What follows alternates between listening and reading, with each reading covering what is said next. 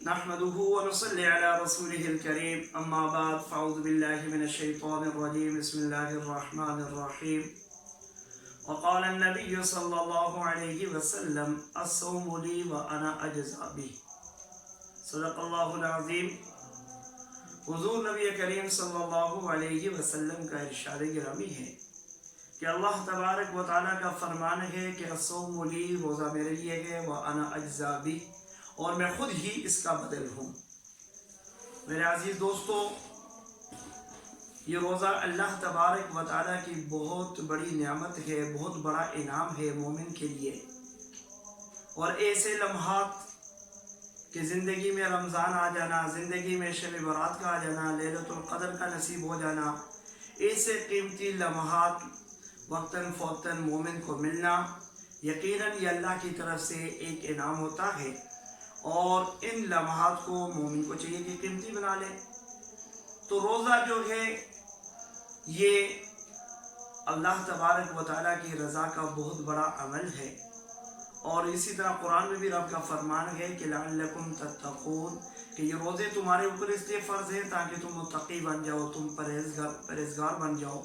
تم متقی لوگوں کی صفات، متقی لوگوں کی صف کے اندر اپنے آپ کو شامل کر لو۔ تو میرے عزیز دوستو، اسی طرح حضور نبی کریم صلی اللہ علیہ وسلم کا فرمان ہے، حضرت سعد بن سعدی رضی اللہ عنہ سے روایت ہے کہ آپ صلی اللہ علیہ وسلم نے فرمایا کہ جنت کے دروازوں میں سے ایک ایسا دروازہ ہے جسے باب الریان کہا جاتا ہے، اور اس دروازے کو اللہ تبارک و تعالیٰ نے صرف روزے داروں کے لیے خاص کیا ہے کہ اس دروازے سے صرف روزے دار ہی داخل ہوں گے۔ اور ریان یہ عربی کا لفظ ہے اور اس کا معنی ہے سیرابی۔ تو یقیناً جب مسلمان مومن جب روزہ رکھتا ہے تو روزے کے اندر جو سب سے زیادہ مشقت ہوتی ہے وہ پیاس کی وجہ سے ہوتی ہے کہ ہر بندہ پیاس کو برداشت نہیں کر سکتا، تو پیاس کی وجہ سے اسے جو دقت اور تکلیف ہوتی ہے، تو اسی لیے اللہ تبارک و تعالیٰ اسے یعنی کہ پہلا انعام سیرابی والا نصیب فرمائیں گے، اور جب اس باب الریان سے جب اس کا یہ داخل ہوگا تو اس کی ہمیشہ کے لیے پیاس ختم ہو جائے گی۔ تو یقیناً میرے عزیز دوستو، آقا کا فرمان ہے کہ اس دروازے سے صرف مومنین داخل ہوں گے، اور جب یہ داخل روزے دار، وہ ایمان والے جو روزے دار ہیں، جو روزہ رکھتے ہیں، تو وہ جب اس دروازے سے داخل ہو جائیں گے تو اللہ تبارک و تعالیٰ پھر اس دروازے کو بند کر دیں گے، باقی اس سے داخل نہیں ہو سکتے۔ اور پھر اس کے بعد اللہ تبارک و تعالیٰ اسے کیا اجر دیں گے، کیا بدلہ دیں گے، تو وہ رب کا اور روزے دار کے درمیان ایک راز ہے۔ اللہ تبارک و تعالیٰ کن انعامات سے اس کے بعد اسے نوازیں گے۔ تو یہ یقیناً میرے عزیز دوستو ایک بہت بڑا عمل ہے، اور اسی طرح ایک حدیث مبارکہ کا مفہوم ہے کہ جناب رسول اللہ صلی اللہ علیہ وسلم کی سے ایک صحابی رسول نے عرض کیا کہ حضور مجھے کوئی ایسا عمل بتلا دیجئے جو عمل مجھے سب سے زیادہ نفع پہنچائے، تو آپ صلی اللہ علیہ وسلم نے فرمایا کہ روزہ رکھا کرو، روزہ رکھا کرو۔ ہر گلیر را رنگ بوئے است،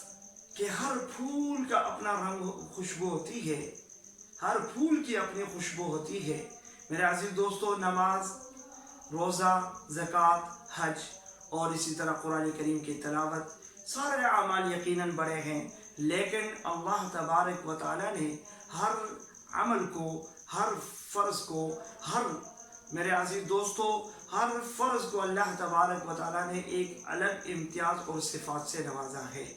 تو اس لیے روزوں کی پابندی کرو، روزوں کا ادب احترام کرو، روزوں کا میرے عزیز دوستو یہی روزے یقیناً ہمارے لیے جنت کی ڈھال بن سکتے ہیں، یہی ہمارے لیے جنت میں داخلے کا ذریعہ بن سکتے ہیں۔ اور روزوں کے اندر یہ پریکٹس ہے کہ روزوں کے اندر نیک اعمال کرتے رہو، یقیناً انسان جو ہے وہ نیکی کر سکتا ہے، اور ان دنوں میں نیکی کرنا کیونکہ ایک مزاج سا بنا ہوا ہوتا ہے، نیکیاں کرنا آسان ہو جاتا ہے، اللہ کو راضی کرنے والے اعمال آسان ہو جاتے ہیں۔ تو عرض خدمت یہ ہے کہ اللہ کو راضی کر لیا جائے اپنے روزے کے ذریعے سے، اللہ تبارک و تعالیٰ کی رضا حاصل کر لی جائے۔